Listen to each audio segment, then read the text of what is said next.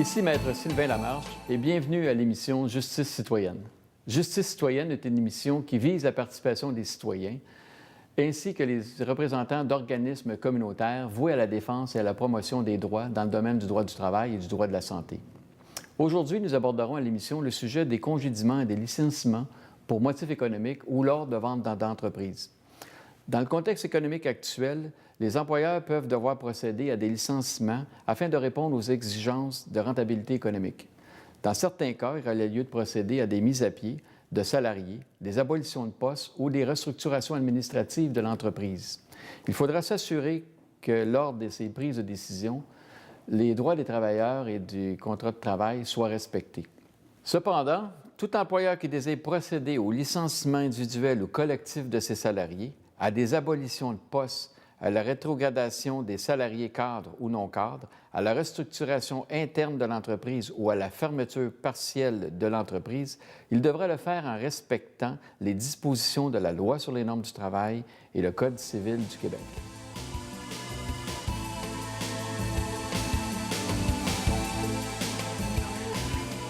Alors, pour nous parler aujourd'hui du congédiement et du licenciement pour motif économique dans le cas de vente d'entreprise, nous avons comme invité Mme Ghislaine Paquin, responsable des services d'information de l'organisme qui représente des salariés au bas de l'échelle. Bonjour, Madame. Bonjour. Donc, au bas de l'échelle, quel est cet organisme? Nous, on est un groupe populaire de défense des droits des travailleuses et des travailleurs non syndiqués. On donne surtout de l'information en ce qui concerne la loi sur les normes du travail. C'est cette loi-là qui est notre cheval de bataille.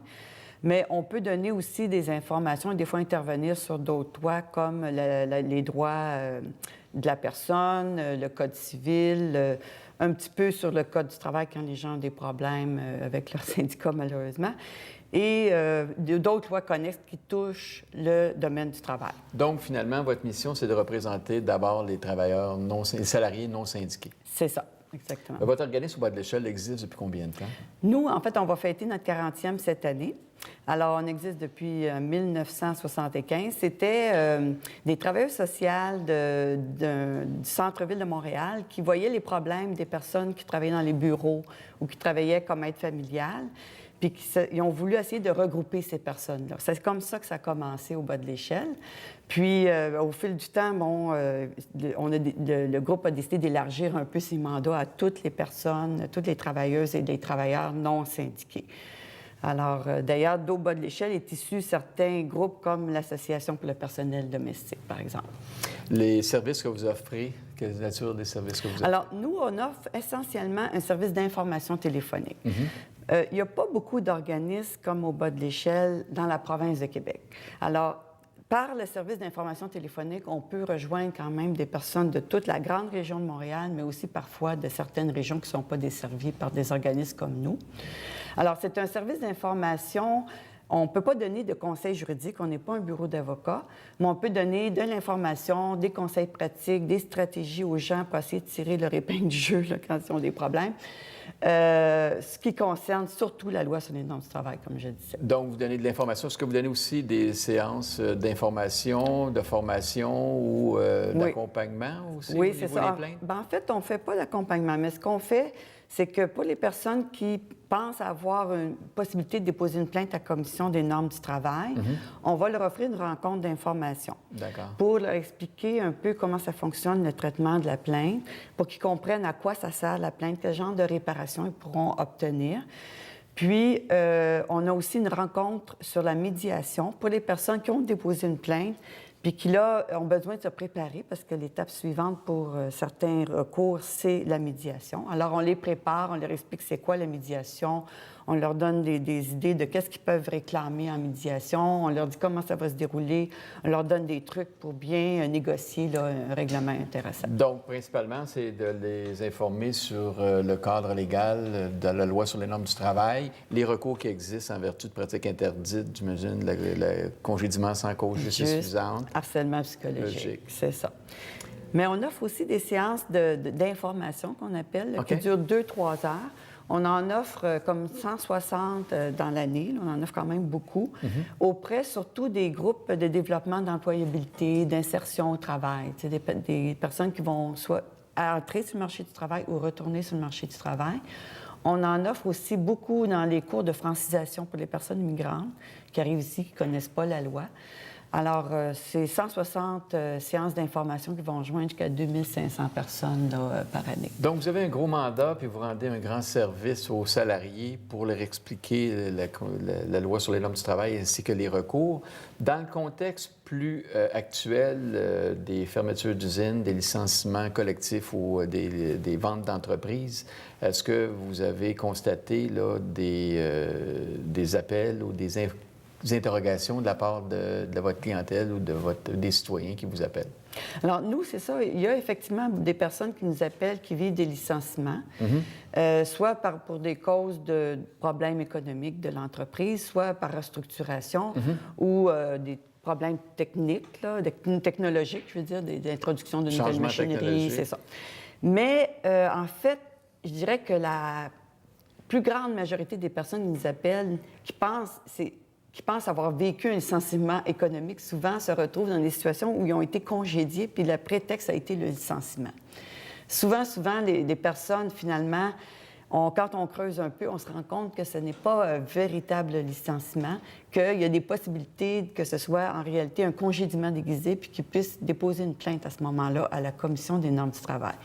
Parfois, c'est des vrais licenciements. Parfois, ça arrive effectivement que c'est des vrais licenciements. Mais nous, comme on est un groupe qui représente les non-syndiqués, c'est pas les grandes fermetures d'usines ne nous touchent pas vraiment. Donc, ce sera davantage les gens qui sont victimes de licenciements économiques, de prétextes de licenciement économique ou de restructuration administrative ou de vente d'entreprise. Ou de vente d'entreprise. Qui vous appelleront et on verra un peu plus tard dans l'émission comment vous intervenez pour faire la distinction entre une vente d'entreprise et la continuité du contrat de travail. C'est ça.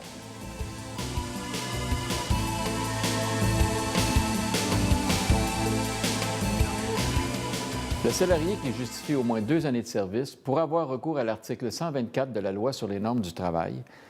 Bien qu'il apparaît que la notion de congédiement semble exclure le licenciement et la terminaison d'emploi pour des motifs économiques ou de restructuration interne de l'entreprise, néanmoins, les motifs invoqués par l'employeur pourront faire l'objet d'enquêtes de la Commission des normes du travail et d'analyses de la part du tribunal de la Commission des relations du travail afin de s'assurer s'ils sont justes et raisonnables et s'ils constituent la raison réelle du congédiement. Pour déterminer si nous sommes en présence d'un licenciement économique, la Commission des relations de travail, selon ses pouvoirs, peut vérifier si l'employeur a appliqué de manière objective, impartiale, les critères de sélection et non pas des critères subjectifs en ciblant le salarié concerné. Lorsque l'employeur abolit un poste, il n'a pas seulement à établir comment son entreprise est affectée par la crise économique, mais démontrer que sa méthode d'attrition de poste s'est faite sans discrimination. Mentionnons qu'en vertu de l'article 2094 du Code civil du Québec, l'employeur ne peut pas mettre fin de façon unilatérale au contrat de travail sans motif sérieux. La notion de motif sérieux fait référence à la faute grave. Le salarié cadre qui décide d'entreprendre un recours en vertu des droits communs devant les tribunaux ne pourra pas réclamer sa réintégration à l'emploi, en principe par ordonnance judiciaire. Bien que la récession économique peut constituer un motif qui permet de mettre fin au contrat de travail, la jurisprudence reconnaît cependant le droit de réclamer un délai congé raisonnable selon les circonstances particulières de chaque cas. L'employeur pourra donc mettre un terme à l'emploi à la condition d'offrir à un salarié une indemnité de départ raisonnable. Les articles 96 et 97 de la Loi sur les normes du travail assurent la continuité des normes du travail et du contrat de travail dans le cas de vente d'entreprise. L'article 97 de la Loi sur les normes du travail fait en sorte que le lien d'emploi se perpétue d'un employeur à l'autre malgré l'aliénation de l'entreprise et malgré le fait que l'employeur cédant ait licencié tout son personnel si le nouvel employeur réembauche ce personnel. Malgré le fait que l'employeur ait aliéné son entreprise, le salarié conserve le droit de contester sa cessation d'emploi en alléguant qu'il s'agit d'un congédiement.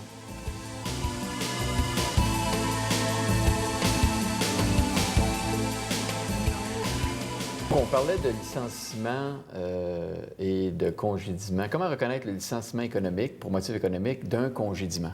OK. Bien, un licenciement économique, si c'est vraiment un problème financier, bien, normalement, la personne qui est congédiée n'est pas remplacée. C'est déjà un premier indice important. C'est un peu la même chose pour la structuration. Si on doit abolir un poste, bien, la personne ne doit pas être remplacée. Ou distribuer les tâches à une autre personne. L'employeur peut distribuer les tâches entre d'autres personnes. Mais dans la totalité. Pour abolir le poste, c'est ça. Fait que là, en fait, ça serait de surveiller à ce moment-là, ce qu'on dit souvent aux gens, c'est garder contact avec les personnes avec qui vous travaillez avant, puis vérifier si vous avez été remplacé. Vérifiez aussi dans les journaux si votre poste est annoncé. Puis, comme ça, vous saurez au moins si c'est vraiment un licenciement ou si c'est d'autres choses. Ce qu'on voit souvent, nous, c'est assez facile, dans certains cas, de voir qu'il s'agit d'un faux licenciement. Souvent, ça va être la personne qui est enceinte. Tout d'un coup, on abolit son poste. Ou la personne qui est tombée malade ou qui est souvent malade, l'employeur va tout d'un coup, abolir son poste.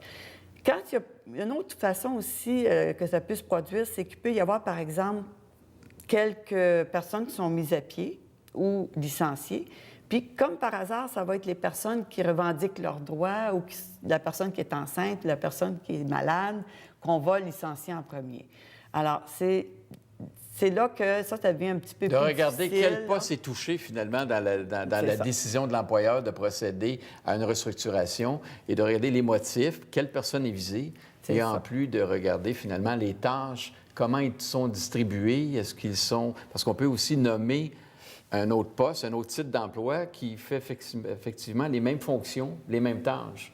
Donc, il faut être vigilant. Oui, il faut être vigilant, parce que c'est une stratégie très fréquente, effectivement, de changer le titre du poste. Puis, en fin de compte, quand on regarde au niveau des tâches, on se rend compte que c'est la même chose.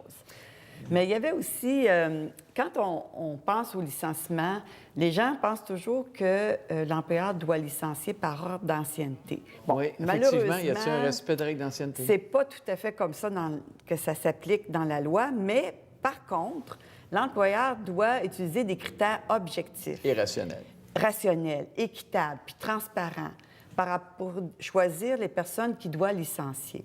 Alors, c'est là que le critère d'ancienneté peut effectivement intervenir. Un des critères. Mais l'employeur peut décider que c'est l'expérience ou la formation de la personne qui va être primordiale. Mais si les critères ne sont pas clairs, si les critères ne sont pas équitables et appliqués de la même façon à tout le monde, bien là, à ce moment-là, il y a possibilité. Il y a aussi, l'expérience nous démontre aussi que l'intuition, hein? On est dans l'entreprise, on connaît la culture de l'entreprise, on connaît le produit, on connaît les tâches différentes, on connaît la hiérarchie, on connaît exactement le milieu à l'intérieur duquel on travaille. Et donc, souvent, les gens le savent, finalement, que c'est un faux fuyant ou c'est un faux prétexte. Il faut simplement, juste bien comme il faut, le documenter, parce que ça ne se fait pas nécessairement du jour au lendemain. Ça peut s'échelonner sur une période de temps où on enlève subtilement une tâche, une responsabilité. Oui. On appelle ça tabletter, même, à la limite, un salarié. C'est sûr que pour le salarié, c'est plus difficile à ce moment-là de voir qu'est-ce qui se passe. Là. C'est pour ça qu'on appelle ça un congédiement déguisé, parce que finalement, il faut qu'il apparaisse qu'il a été clairement congédié. Et on doit, à ce moment-là, j'imagine, informer les travailleurs d'appeler et de valider, un peu comme dans le cas d'harcèlement psychologique, de valider leur impression sur leur changement de tâche pour vérifier si effectivement c'était dans le droit de gérance, pour savoir à quel moment on peut assister à un congédiement déguisé. Est-ce que les gens ont le réflexe d'appeler pour valider ou invalider les manœuvres administratives? Bien, souvent, ils ont un petit doute. Hein? Ils ne sont pas sûrs, ils ne savent pas exactement c'est quoi leurs droits, mais ils se disent... D'abord, si l'ancienneté n'a pas été respectée, ça, c'est sûr qu'ils vont C'est un premier indicateur. Ça, c'est le premier indicateur.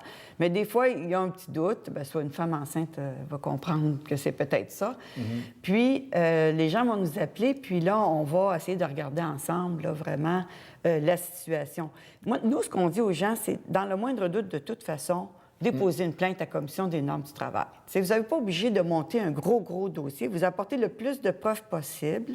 On les aide un petit peu de ce côté-là, savoir qu'est-ce qu'il faut dire à la Commission des normes du travail pour les convaincre que c'est un congédiement déguisé. Mais si on a le moindre doute, on leur propose d'aller de l'avant. Puis, en cours de route, ils vont au moins pouvoir négocier en médiation, peut-être un règlement intéressant ou peut-être même une réintégration. Et il n'est pas nécessaire, là, dans le cas d'un congédiement déguisé, d'avoir quitté l'emploi. Non, effectivement. Alors, et en plus, le travailleur, j'imagine, est protégé d'avoir eu recours à la loi sur les normes du travail pour une pratique interdite. Donc, déposer sa plainte qui est suggérée et aussi de faire appel à vos services pour, finalement, les aider à valider ou à invalider leur démarche ou à monter votre dossier. À monter les dossiers, les dossier. preuves. Il faut que les gens soient le plus proactifs possible là, dans le dépôt de leur plainte, là, essayer d'apporter eux-mêmes le plus de preuves possible pour aider la Commission des normes du travail ou pour... je parle plus quand on est rendu à se représenter devant le tribunal, par exemple, parce qu'on n'a pas à présenter tant de preuves que ça avant. Je veux rassurer les gens là-dessus. On n'a pas à présenter tout un dossier de preuves pour aller déposer une plainte à la Commission des normes du travail. On est une personne salariée. Dans un cas de congédiement injuste, il faut avoir 2 ans de service continu auprès de la même entreprise. Et à ce moment-là, avoir été soit congédié ou avoir subi des modifications importantes de ses conditions de travail. Donc, les personnes les plus susceptibles, les plus vulnérables, on parle des travailleurs âgés, on parle des travailleuses enceintes. Oui. On parle peut-être aussi des travailleurs qui allaient avoir leurs 2 ans d'admissibilité et finalement une probation qui c'était pas une probation, mais au bout du 2 ans, il y a des pratiques interdites juste avant. Ou d'autres qui se sont informés au niveau peut-être de leurs droits, au niveau des normes du travail. Donc, vous parlez tantôt des gens qui apparaissent être plus revendicateurs dans l'entreprise. Ça peut être un indicateur aussi de vouloir faire valoir ses droits de pratiques interdites. Donc, ces gens-là devraient, comme premier indicateur, donc comme vous le dites, valider, regarder, mais ne pas hésiter à déposer une plainte à cause du délai, même s'ils sont encore à l'emploi. Oui, c'est ça. On dépose la plainte. Bien, les personnes qui sont encore en emploi, c'est sûr que là, il y a toute une autre problématique. Hein? Mais c'est sûr que nous, ce qu'on dit aux gens, c'est que, bon, là, l'emploi, il y a eu des changements importants dans ces conditions de travail. Est-ce que vous voulez conserver vraiment cet emploi-là? Vous êtes prêt à aller de l'avant et à vous battre pour obtenir l'emploi que vous aviez précédemment? Parce que, dans le fond, c'est un peu ça qui est en jeu. La personne, si c'est un congédiement déguisé, si c'est illégal, la façon qu'on a modifié de façon importante ses conditions de travail, soit pour la pousser à démissionner d'elle-même, soit parce qu'on a vu cibler cette personne-là. En fait, la plupart du temps, c'est pour les pousser à démissionner. Alors là, on leur dit, bien écoutez, qu'est-ce que vous avez à perdre, dans le fond, que de vous battre pour essayer de récupérer ce que vous avez perdu? Mais c'est sûr que c'est plus difficile, souvent, pour les personnes qui sont encore en emploi. Ils ont souvent peur de... Maintenant, une information importante. Au niveau de la vente d'entreprise, brièvement, on vend l'entreprise. Est-ce que l'employeur qui demande de signer la démission en disant « Inquiète-toi pas, ils vont te réembaucher dans l'autre emploi On leur dit quoi à ces gens-là? Il faut vraiment faire attention. Je vais vous donner un exemple. Tu sais, le restaurant Laurier Barbecue. Les travailleuses, les serveuses qui étaient là depuis des années, on leur a dit, écoutez, il n'y a pas de problème, on va faire la rénovation, puis après ça, on va vous réembaucher. Mais quand la rénovation a été finie, on ne les a pas réembauchés. Fait que on ne peut pas croire tout ce que l'employeur va dire. Il faut vraiment être vigilant. D'abord, ne rien signer avant de s'informer de ses droits. Parce qu'une fois que le document est signé, c'est pas mal fini. Là, on ne peut plus faire grand-chose. Puis c'est pour ça que c'est important que les gens soient informés d'avance pour qu'ils sachent c'est quoi qu'ils peuvent faire. Ce que la loi dit, c'est que quand il y a une vente d'entreprise, les droits, les conditions de travail de la travailleuse ou de la travailleur suivent l'entreprise et non l'employeur. Fait que le service, il continue. Il n'est pas interrompu. Tu sais, c'est pas parce qu'il y a une vente d'entreprise qu'on recommence à zéro, que vous n'avez plus d'ancienneté. Ça, la loi a créé des articles pour justement protéger les travailleurs dans ces cas-là, dans le cas de vente d'entreprise. Donc, les droits suivent et la personne devrait continuer à travailler avec le nouvel employeur dans la même entreprise, avec les mêmes conditions, le même service continu que ce qu'elle avait avant la vente. Donc, bien se rappeler que la vente d'entreprise ne met pas fin au contrat de travail et s'il y a des manœuvres de la part de l'employeur ou des demandes de signature de documents, ne signez rien avant. Informez-vous à l'organisme au bas de l'échelle qui pourra vous donner des conseils.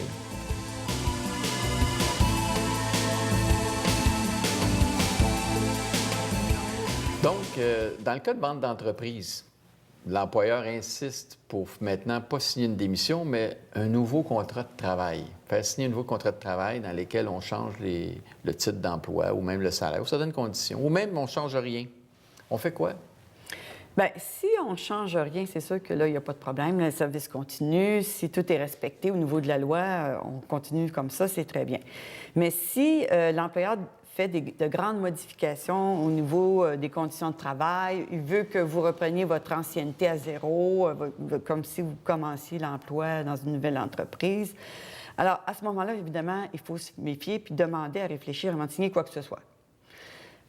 Nous, ce qu'on dit aux gens, c'est que s'il y a des modifications importantes dans vos conditions de travail, déposez une plainte à la Commission des normes de travail avant de signer quoi que ce soit. Avant la signature du nouveau contrat. Ou même avant de continuer à travailler. Même s'il n'y a pas de signature de contrat, des fois, ça se fait de façon verbale. À ce moment-là, si vous voulez continuer à travailler là, déposez une plainte à la Commission des normes de travail pour montrer que vous n'êtes pas d'accord avec ces changements-là. Puis si on vous demande de vous faire signer un contrat, dans lesquels il n'y a pas beaucoup de changements, où c'est très subtil. Ou même s'il y a des changements. Même s'il y a des changements, ou si vous n'êtes pas sûr, inscrivez sous réserve de mes droits et recours. Parce que dans le fond, ce qui est un peu piégeant, c'est que le salarié doit mitiger ses dommages. Il doit essayer de réduire... Donc, ça peut être un refus de continuer à travailler. Fait que ça serait mieux à ce moment-là, à moins qu'il y ait un autre emploi en vue, là, s'il veut continuer à travailler là, en attendant que tout soit réglé, qu'il puisse continuer, mais sous réserve, il réserve ses droits. Et aussi il continue avec sa plainte à la Commission des normes de travail. Aussi peut-être demander un délai de réflexion. Si c'est vraiment de bonne foi, l'employeur va vous donner la possibilité de prendre 2, 3 jours, 4 jours, le temps de les consulter, un organisme ou un avocat, pour vérifier si effectivement les modifications ou les termes du contrat de travail, on pense aussi souvent à l'ajout des clauses de sollicitation ou de non-concurrence qui arrivent aussi en cours d'emploi. Donc, souvent, il faut vérifier, est-ce que la clause de non-concurrence ou de non-sollicitation a un impact financier et dans quel cadre cette clause-là est ajoutée? Ça peut être, dans certains cas, une clause de modification, une modification majeure et c'est très complexe et j'imagine que les salariés devraient avoir le temps d'y réfléchir. C'est là qu'on, nous, on conseille d'aller consulter un avocate ou un avocat parce que nous, on n'est pas des avocats. Puis quand ça devient là, plus complexe, il faut vraiment examiner le contrat pour s'assurer que tout est correct. C'est vraiment là que ça peut être... Les gens ont un peu peur. Des fois, ils pensent que ça coûte cher, mais ça vaut la peine. Là. Pour 1 heure de consultation avec un avocat spécialisé en droit du travail, il va avoir l'heure juste par rapport à son contrat. Ça ne prendra pas des heures. En tout cas, nous, on va faire des avocats qui chargent des prix raisonnables. Là. Alors, c'est possible, oui, de consulter un avocat puis de se prémunir contre des mauvais contrats de travail avec lesquels ils vont être pris par la suite. Là. Donc, n'ayez pas peur, il existe des ressources. L'organisme au bas de l'échelle offre des services d'information, de consultation et de référence aux avocats. Donc, faites valoir vos droits. Merci, Mme Paquin. Merci.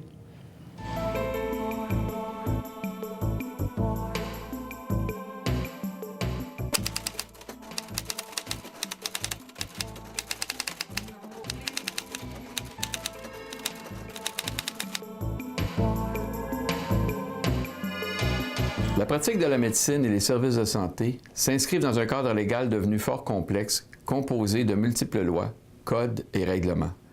Le droit du choix du médecin traitant, l'accessibilité aux soins de santé, le suivi médical et l'accès aux dossiers médicaux demeurent fondamentales dans l'application de la loi sur les services de santé et les services sociaux.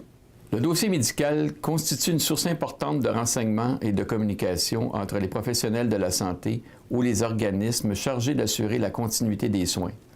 Il apparaît donc essentiel que le patient puisse en connaître la teneur et de s'assurer de l'exactitude des données qui y sont consignées.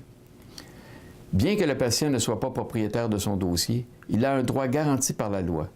Le Code de déontologie des médecins, quant à lui, enjoint les médecins de respecter le droit de leurs patients de prendre connaissance des documents qui les concernent dans tout dossier constitué à leur sujet, sauf exception dans le cas de préjudice grave dans la santé du patient, les renseignements concernant un tiers et l'accès à certains documents comme une opinion juridique ou une enquête incident. D'une manière générale, la demande d'accès au dossier médical par le patient ou son représentant se fait par écrit. Le patient peut obtenir copie de son dossier ou le consulter sur place selon les mesures prescrites par la loi. Soulignons que l'article 19 de la Loi sur les services de santé et les services sociaux énonce clairement que le dossier d'un usager est confidentiel et nul ne peut y avoir accès sans son consentement. Ce principe s'applique à tous les professionnels et à tous les employés des hôpitaux qui ont accès au dossier dans le cadre de leurs fonctions, quel qu'en soit leur statut.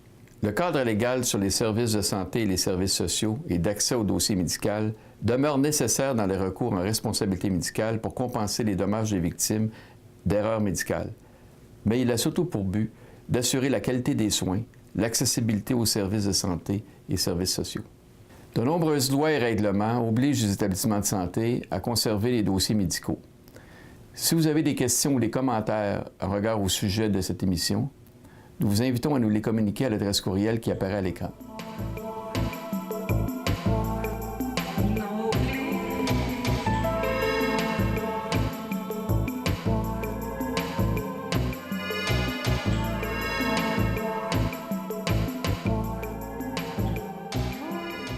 Vous venez d'assister à une autre émission de Justice citoyenne. L'émission d'aujourd'hui portait sur le licenciement pour motif économique et vente d'entreprise et le respect des droits des travailleurs. Nous vous invitons à participer à l'émission la semaine prochaine en envoyant vos questions ou vos commentaires sur le sujet de l'émission qui est l'accès aux services de santé et services sociaux et le dossier médical. Justice citoyenne est une émission qui nous concerne. Nous vous invitons à être là la semaine prochaine. Nous y serons.